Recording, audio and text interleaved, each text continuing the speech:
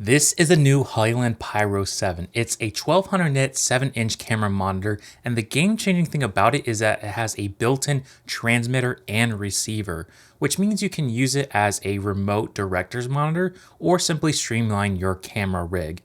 So in this video, we'll take a look at its unique features, creative uses, and whether or not you should pick one up. Before we dive into the full review, a quick disclaimer: Hollyland did send out this monitor alongside the Pyro S transmitter and receiver for me to review, but all the following is my honest opinion after using this system. So with that out of the way, let's dive into the review. Taking a look at what comes inside the box, we'll find the Pyro 7 wireless monitor, 2 antenna for screwing onto the monitor, along with an SD card for recording and firmware updates, a USB-C adapter, and finally a D-tap locking power cable so you can power your monitor with a V-mount. In terms of build quality, it does feel quite durable, although it is very lightweight due to its plastic construction. Now, I actually prefer this since I can mount it to a camera rig without it weighing down.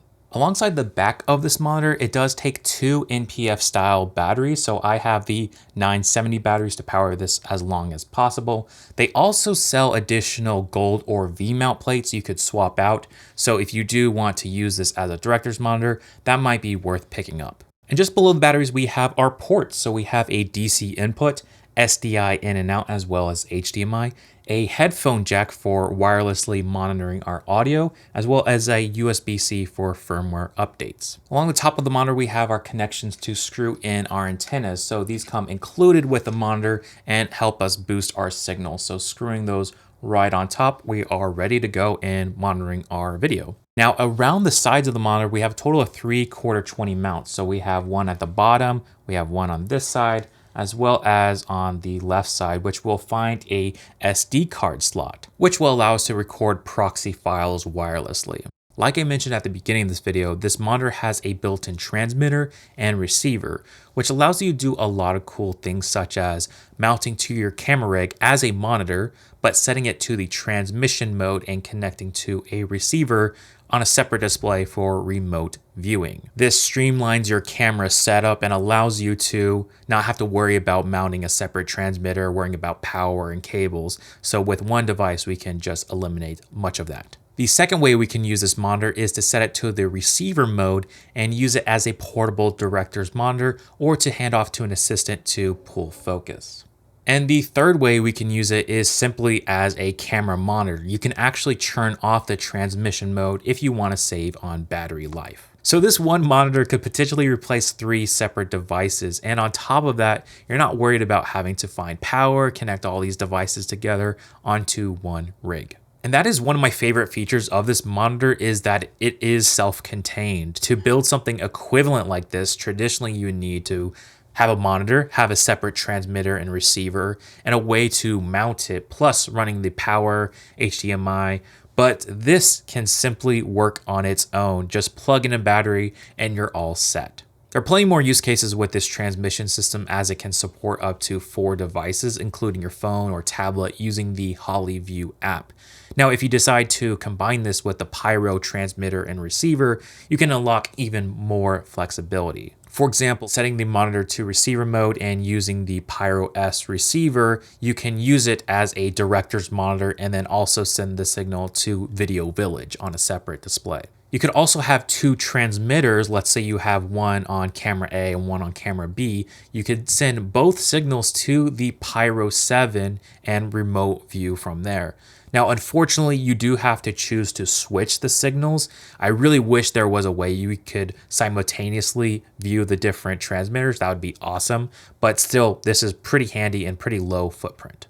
Next up, let's dive into the interface of the Pyro 7. Like I mentioned, this monitor has a ton of assist features, including waveform, vector scopes, histogram, peaking, zebras, false color, LUT support, zooming in and out, and even aspect ratio markers and framing. So you have a ton of support.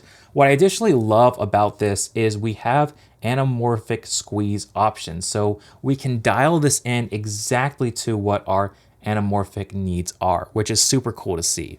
I also love the fact that I can move any of my assist tools to anywhere on the screen, which is fantastic. When I want to adjust any of these parameters, I can click on this button over here, change the transparency, or even the scale, so small, medium, or large. I do wish I could actually dial this in exactly. I found myself like wanting to pinch to zoom, but unfortunately you only have small, medium, and large, and I feel like even medium is slightly too big.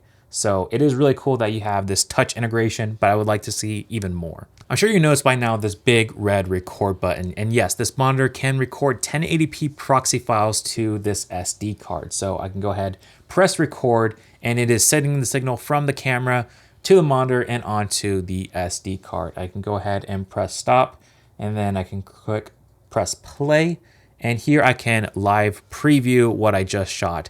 This is super handy. Let's say you're recording a rehearsal take and you want to play it back. This is super cool. It's going to play back the video and audio. I can go ahead and go backwards. And I will mention that these recordings are really, really tiny. So they're meant for sharing for reference or sharing to social media. You're not going to actually want to use any of these files for color grading for your project. There's one really, really cool feature of this recording capabilities of this monitor, and that is screenshot overlay.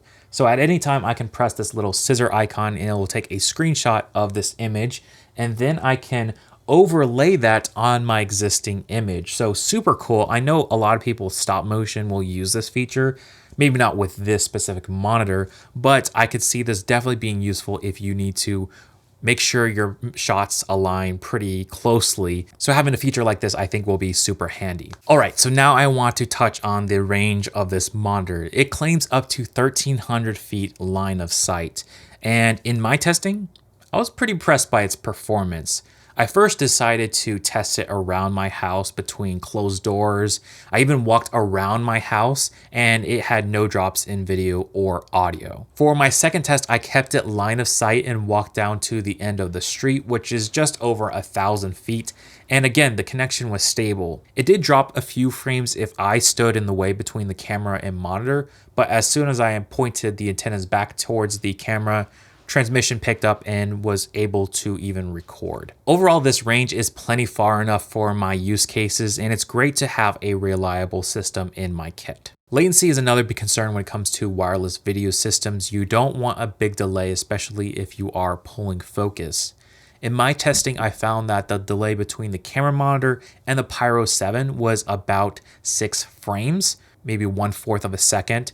Adding in the delay from the camera, the overall latency is about 8 frames or about 1/3 of a second from real time. Here's an example that should give you an idea of what that latency looks like. This amount of latency actually seems pretty typical. I don't think this is a deal breaker, but it may be a challenge for pulling critical focus. You're really not going to find better latency unless you go with something high-end like DJI or Teradek. Now, I was actually in the middle of making this video when DJI released their budget transmission system, which looks really promising, and I hope to check that out in a future video. Next up, let's talk about battery life, because this can be pretty critical if you plan on using this for all-day shooting. So for my first test, I set this Pyro 7 as a receiver and used 2 NPF 970 batteries, which gave me a total of 2 hours and 12 minutes. Side note, I do think these batteries that I have are slightly older now, so maybe you would get slightly longer performance with brand new batteries. In my next test, I decided to turn off the wireless capabilities and just use it as a monitor from my camera. And with that, the overall battery lasted about 3 hours. So you probably do want to bring 2 or 3 sets of 970 batteries if you plan on shooting this all day. They do sell gold and V-mount plates that you can attach to this monitor. I don't have one for testing, but I could see that easily being worth picking up if you are recording for extended use. Next up is fan noise. So this is another concern when working with wireless monitors because you don't want a huge loud fan potentially ruining your audio quality. So this monitor does have an internal fan to keep it cool. Right now it is set to its low, which is its default setting. Let's have a listen. And now let's switch to its auto setting. Auto seems to be a bit louder overall, and I wish it got as quiet as the low setting and only ramped up when it needed to. Now, for your reference, I am sitting right beside it, and yes, I can hear it on its low setting, but hopefully my microphone isn't picking up too much of that. Overall, I think this is nice that it's not crazy loud and it's not going to ruin your audio. All right, there are several great things we discussed about this monitor, but there are a few areas of improvements that I hope to see implemented into future updates. First thing I'll note is that I wish it came with a travel case for the monitor, the transmitter, and receivers. There are still a lot of accessories you need to bring with this kit to make it work, like packing away the antennas, your HDMI, SDI cables, batteries, chargers. All those little things add up, and there is no great way to take everything with you on the go. So I really hope they would design a case that would be everything I need into one solid thing. I might even go out and make a DIY version of this for myself. That way I know everything is ready to go. In terms of the monitor, I do wish it was a little bit more intuitive. For example, when I click here, I can actually see my battery info and roughly what it is, but it is very small. So naturally I want to click on that to bring up more data and info, but unfortunately that's not the case. It just brings you to the menu and there's nothing in the menus to show you the battery info, which is really disappointing. Another thing I would like to see is under display is different color accuracy controls. So if you want to adjust this monitor based off your needs, you only have the RGB sliders to adjust. I would like to see even more controls so I could dial it in for my use cases and get a image that more closely matched my cameras. That being said, it's not too far off and I think it's usable, but it would be so nice to have just a little bit more control in that area. Another thing I wish that could be better is the latency. So many of us are using these devices for pulling focus, and any delay is going to impede with our ability to get critical focus. So any improvements with that would be wonderful. And another area of improvement is the battery life. So the Pyro 7 consumes about 22 watts of power because yes, it's a monitor, a transmitter, and receiver all into one. It's going to consume more battery. I do wish we could squeeze a little bit more battery life out of it. Perhaps they could include a dimming feature, so after a while it goes on standby, you could actually dim the display and then simply touch back on it to brighten up to your case and to your needs, and have the ability to turn that feature on and off would be wonderful. None of these I feel like are deal breakers in my opinion, and I feel like most of these can actually be resolved with future updates, so I am very eager to see what Hollyland comes up with. Now we'll move on to pricing in just a minute, but I first want to give a few recommendations to Hollyland as I think this transmission system could really be special. First of all, I think they really need to build out this ecosystem, including things like a smaller 5-inch monitor with the same capabilities, and perhaps even a larger production monitor that has built-in receivers and transmitters, and maybe that unit could allow you to view signals simultaneously. I think if they did that, they would really have something special on their hands that you could acquire the 7-inch monitor and slowly build it out over time as your production needs change. So I'm very eager to see Hollyland build out a system like this, and I myself would be very interested in picking one up. So let's talk about pricing now. If you pick up the transmitter and receiver pack, the Pyro S, it is $700. They also sell a Pyro H, which is HDMI only. Now the Pyro 7 is priced at $550, and you can purchase a set that includes the monitor, transmitter, and receiver for $900.